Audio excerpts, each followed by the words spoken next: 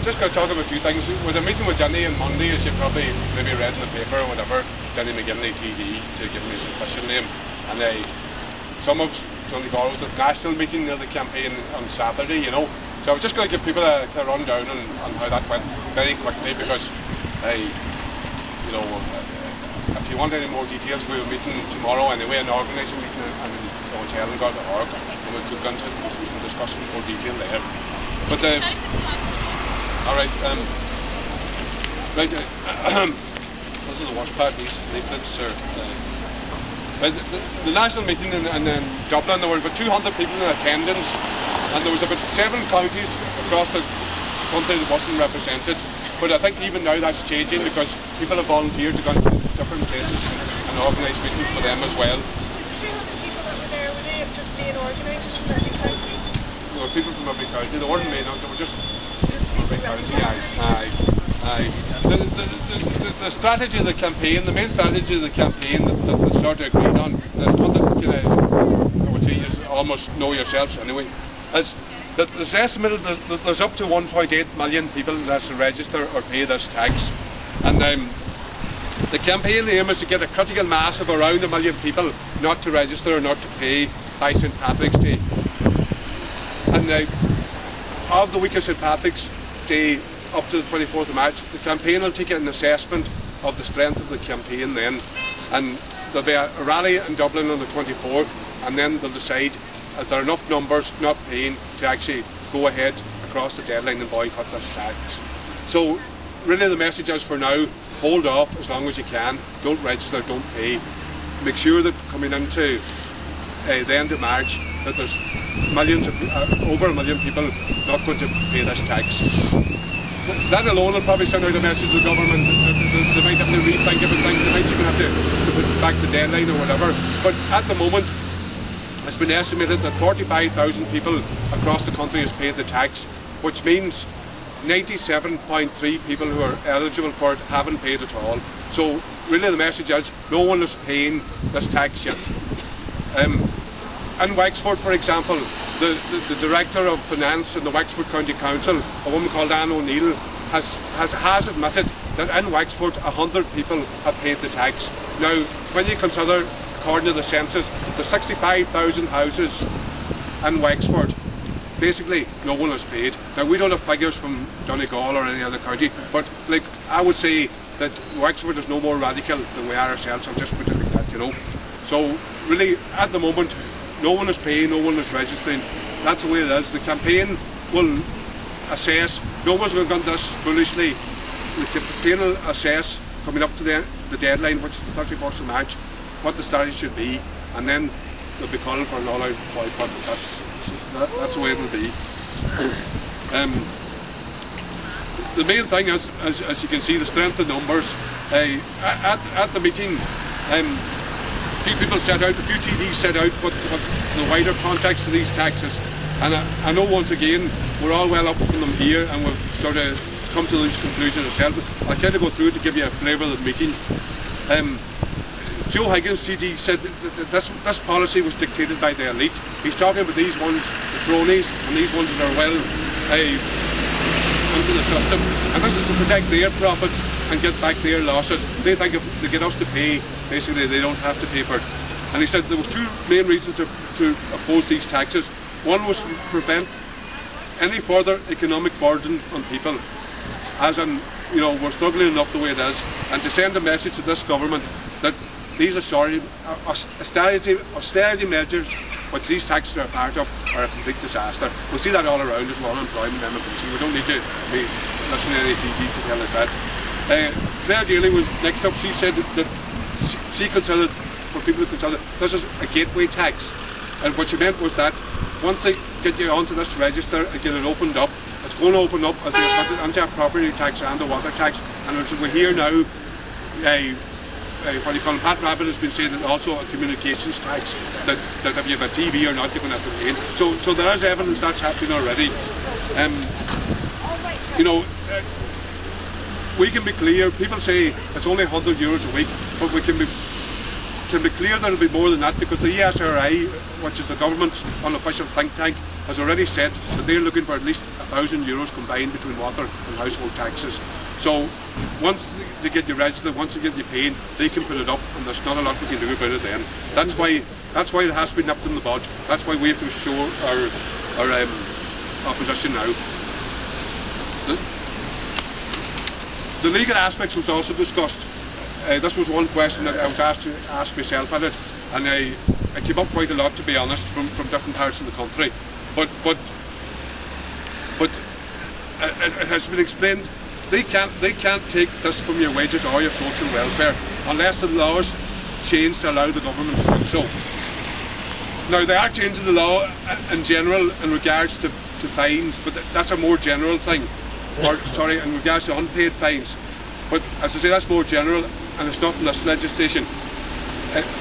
After the 31st of March, the government must first establish the identity of householders. So if you haven't paid, your householder, look, I assume James Woods is the householder in this house. I'm only assuming that. I don't know who owns James Woods' house, and neither does the government, really. And they have to look for that, you know. Then they must take you to court. But the judge, he has to agree to impose the penalty. They are saying there's a maximum penalty of $2,500, but the judge is supposedly independent. He has to impose the penalty. It's not them that can make you pay that fine. Then they also have to take you back again if they want to take out your wages and get what they call an attachment order to take it out of your wages. But that's going to take 18 months or 2 years if that happens to the few people that are going to manage to take to court.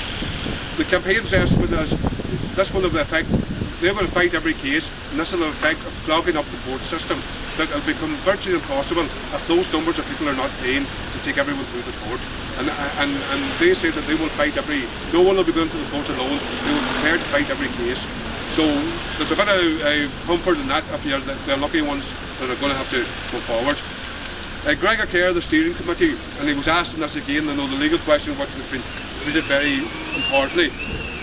Gregor Kerr's answer, and I'm quoting this because this is what I really wanted to hear myself. The campaign will take very seriously and defend everyone. No one will be going to the courts alone. They will be going in with legal defence and support of the campaign. Though if you consider the expense of taking huge numbers to court and the time, it is likely that many people will have to face court at all. Any members of the campaign will have full support of the campaign. And another thing that the campaign did, they also, which wasn't always clear, they also endorsed the issue of the septic tanks. People in nGall brought this to the campaign before in September, and to be honest, a lot of people were kind of saying, well, we don't know anything about septic tanks. But that's all changed now, because it was clear in the campaign that the septic tanks was a huge issue for, as you can see, for many people throughout Ireland. And to run a campaign and not talk about septic tanks was, well, it wasn't dealing with issues. But they put forward a proposal paper, and I'm not going through all this either, but they were also looking towards a solution to the problem, as well as saying that we're opposing the tax, the septic tank tax. And a few things, and as I say, we can go into this in more detail again, but what they are noting is that successive governments made up of Fianna Fáil, Fine Gael and the Labour Party carry responsibility for their failure to invest in necessary wastewater infrastructure in rural areas. The septic tank is part of the wastewater amendment bill of 2011. But remember that it was 1975 this first came onto the statute book, and these governments ignored it. So they're saying that if a responsibility lies with anyone, it's with a form of government, not with people who didn't know about the legislation. And they're also saying that the current government is using threats of fines arising from non-implementation of the EU Water Framework Directive to ram through legislation providing for the new registration tax. They are saying once again, there's nothing in the EU legislation says that we have to pay a registration tax for septic tanks anyway. Like, this is the government that's bringing this on themselves. And also, as we know ourselves, that substantial and unaffordable costs can arise from householders where they are required to carry out major remedial work on septic tanks. The estimates in Cavan, the least that a septic tank was going to cost was $5,000. Now a lot of people are saying it's going to be a lot more, but the campaign is Dublin saying it should be us. If there is a cost, it should be us to pay for it, because urban people get their wastewater treated like by the public finances, and why should we not be the same?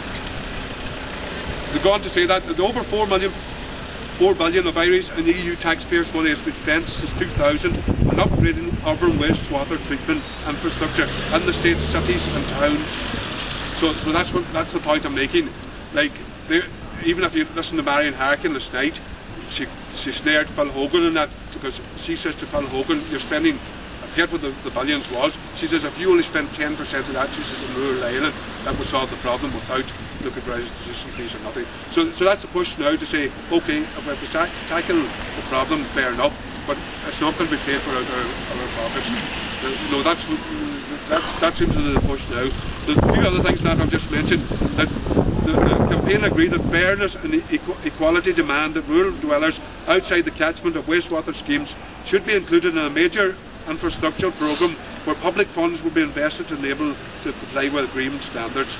And they're saying that such a programme will include, on the one hand, a scheme of connecting numerous dwellings to a common scheme where this is possible, and on the other, remediation of individual septic tanks on a phased basis. They're saying where you can be connected to a sewage scheme, you should be connected to it, and that's what the state should be trying to do. And anywhere you're not, that you should be given money to help you upgrade your septic tank if that needs to be upgraded. And they finish off by saying such an approach would not only resolve the environmental problems that present, but also be a major employment creation mechanism in the construction-related industry. They're saying this would be a chance for the government to use these issues to create employment, and use it in such a way that it would also people back to work, engineers, construction workers, who generate money in the local economy. So that's about. Maybe somebody else wants to talk about Dinny McGinley's meeting yesterday or Monday, because there's a wee bit hoarse here. But that's the gist of the campaign. There's more details than that. But Continual mission the Hathun song you. The man a Hathun saw na ni intimland na Kenny saw at nGall agus Labour Curran na Dinny. nGall Fál Carrach na Curran. This week, Enda and Owen have been patted on the back for being exemplary students by the Troika, their bosses, to give them their fair dues. They have taken to the position of tax collectors for Anglo-Irish bondholders like a duck to water. Does anyone remember Sweary Mary? Mary Coughlin has no worries. Would you, on a pension of 140 grand, these are the people that should be targeted for any taxes if it was to be applied. Looking at young people and young people at college and stuff now, I look at them and I think of tadpoles. When tadpoles get legs, they make off. And that's what's happening to the young people today. Once they leave school, they're gone. And it's like, this is advice coming from one of the leading economists in the country. And he said that if you get a bit of an education under your belt at all, get out of this country. What kind of advice is that? You know, so we have to put a stop to all this drain on money out of local economies. As I said last week, €100 out of everyone's pocket here is €100 less that's going into these shops around here. The other thing is, where is all the people? All the people that's affected by these taxes, where are they at? I know it might be raining, or there might be EastEnders or something on TV, but you have to get your priorities right. Behoord da han je van Shaw, a han hinje, le taki ar te hoort doen je en Shaw. Go maar je go. And we went there expecting nothing. What I did expect was respect, and we certainly didn't get that from Dinny. We were greeted with a sneer when he came in the door. And we asked to record the meeting, but he wouldn't agree to recording the meeting. But we were just disgusted that he couldn't even show respect to the people who voted him into his position. And also we noticed when we were over there that he holds 2 offices in Búdór, 2 secretaries, nice car, swab suit, and he had the gall to just laugh at the people who voted him into his position. And I looked at him and wondered, how did he ever command a vote from anybody in this community? All you had to do was look at him and read him, and you wouldn't vote for him. Hey! I'll never vote for him again either.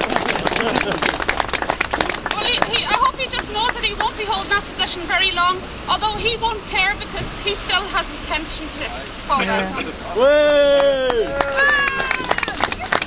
Inspection by private septic tank, by private companies. Free septic tank inspection.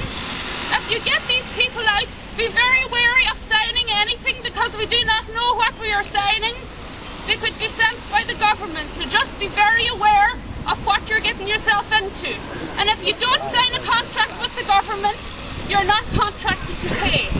So just keep that in mind. You want to ignore them, and then one of them, when you start digging into it, it's very hard to leave it alone. But looking into the official website is quite interesting, some of the stuff that's been coming up. Some of the people on the official website, no, this is the government's website, have admitted that the household charge is not mandatory. Now, registration is voluntary and payment is obligatory. Now, I spent the morning looking at the dictionary, don't worry, I trying to understand what that means. But mandatory means compulsory. But the key is, they want you to enter in, really what Teresa said, they want you to enter into a contract, they want you to voluntarily register, and then you enter into the contract. So they can't force you to register, you do that voluntary. So just people bear that in mind. There's a few legals who are kind of trying to look up on that, look into that a bit more. Now, that's the official website, the government's official website, householdcharge.ie. But you can ask questions, but just be careful of that in case they get you onto the database some other way, you know. But if you don't register thus far, they can't force you to, or they can't force you to pay. Now, the thing about it is, they might have a big problem collecting any fine if you don't register, because obviously if you're not registered, who do they issue the fine to? You know, so that's very important that people keep that in mind. Another thing, and a lot of farmers will know this as well, and they're talking about ownership of houses and whatnot. Just remember, all land-holding Irish citizens are feudal tenants. Under the Constitution, we hold land, we don't own land. So that's one to keep in mind. We hold land, we don't own land. So it's the same with property. Barristers have been looking into this for years, and they've been pointing out the difference. You know, like we're what they call feudal tenants. We're only given the land from the state to hold. We don't actually own it. Even though we have to pay for it? Well, put this way, whenever it goes to a high court challenge, that could make a difference, you know. So, you know, that's just stuff, you know, like, once again, I have to say that, hey, don't believe me, get a second opinion on this now, you know. Hey, always get a second opinion, that's all I'm saying, you know.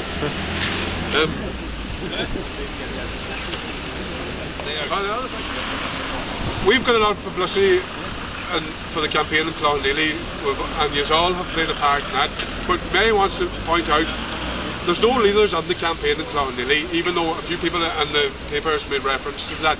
Like, I'm certainly not putting myself onto some platform to build myself into some community leader, and neither is Mary. I think Mary wants to answer that, or wants me to say that.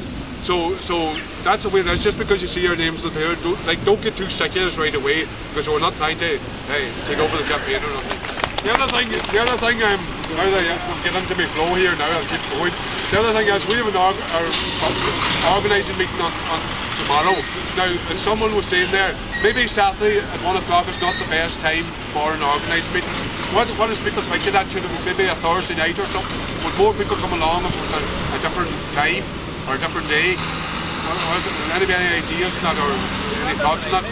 Aye, another night. Well, we'll talk about that tomorrow, we might change that. But what we're going to try to do now, I talked to a friend of mine, I think he threw a box of these new leaflets onto John McGinley's bus for me. But our aim, and it might be an ambitious one, is to try and get a leaflet into every parish of Cloch over the next period of time. And it's very important we do that because the government, using your money, the taxpayers' money, are bringing out a glossy leaflet of their own around the in February to tell us why we should be paid. So we think that we have to get our leaflet out to counter the arguments of that, and they'll be posting out to everyone in the house. But remember, they're using, once again, it's all right for them, they're using the taxpayers' money to fund their campaign, you know. So I'll leave it at that. Everyone's welcome tomorrow at 1 o'clock. We'll definitely talk about, we'll go into more details about the meeting in Dublin and stuff like that, but we'll definitely talk about changing maybe to a night meeting or a Thursday night meeting for anyone else wants to come along. Thanks very much. Anyone else wants to speak or say anything against these tanks? The campaign was suggesting the idea of a membership of the campaign. And the membership of the campaign is important because it gathers funds for leafleting and whatever. But it also will provide the backbone of a legal fund for later on about the issues we're talking about. Now the membership, I'm not even going to talk about it today because we're going to talk about it ourselves first. But I'm just letting you know, the membership they're suggesting will cost €5, and that's you a member of the campaign, and that includes anything up to money that they can organise for legal defence for people. So it's very important, but it's also very important because it pays for leaflets and whatnot and whatnot. So just can think about that, you know. And next week we won't have to shout because we will have a megaphone. Very good.